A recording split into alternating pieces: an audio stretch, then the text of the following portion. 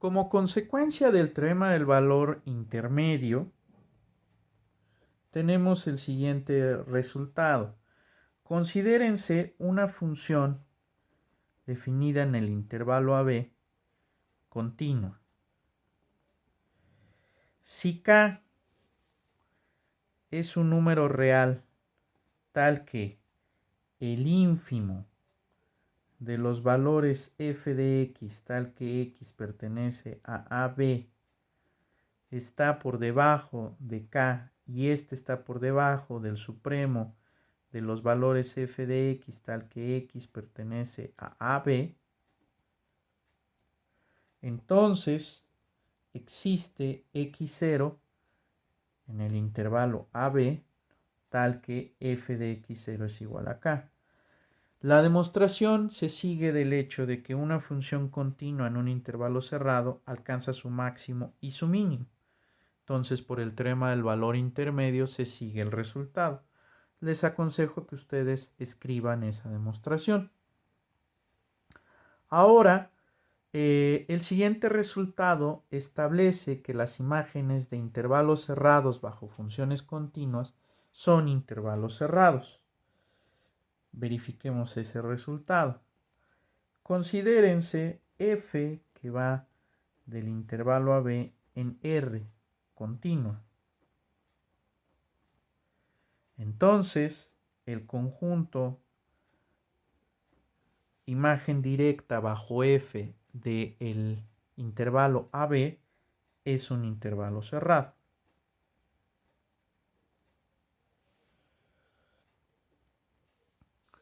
Veamos la demostración.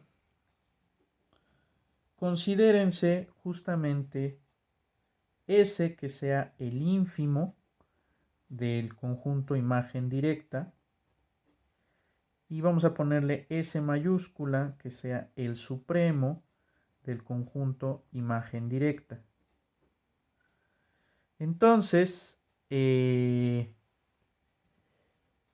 por justamente el resultado que nos dice que una función continua alcanza su máximo y su mínimo, esto quiere decir que como f es continua, ojo, eso es muy importante, si no esto que estoy diciendo no es cierto, como f es continua, f alcanza su máximo y su mínimo, por lo tanto, s y s de s mayúscula está justamente en el conjunto imagen. ¿Qué quiere decir esto? Esto quiere decir que existen x1 y x2 en el intervalo AB, tales que f de x1 es igual a S pequeña y f de x2 es igual a S mayúscula.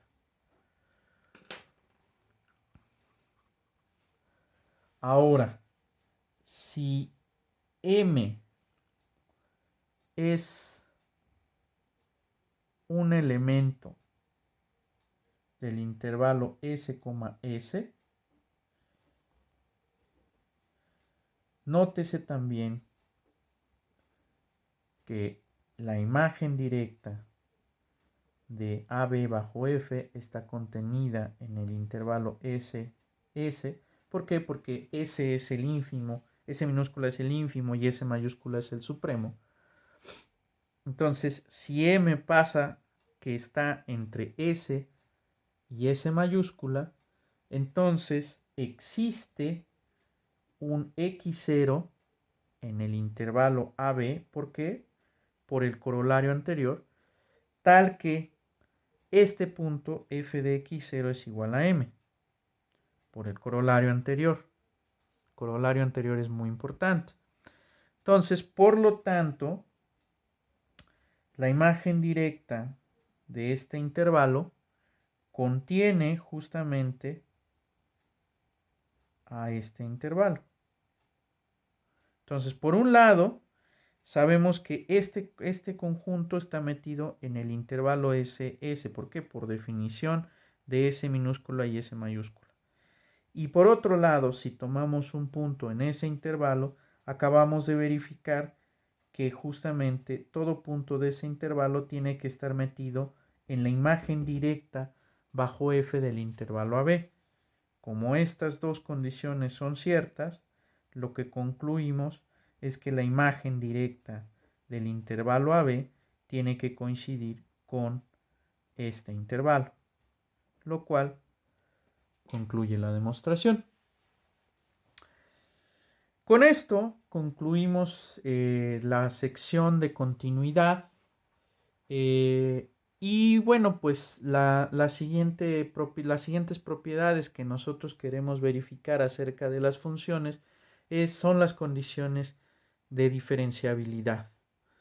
Entonces, les agradezco mucho su atención. Continuamos con los videos de diferenciabilidad.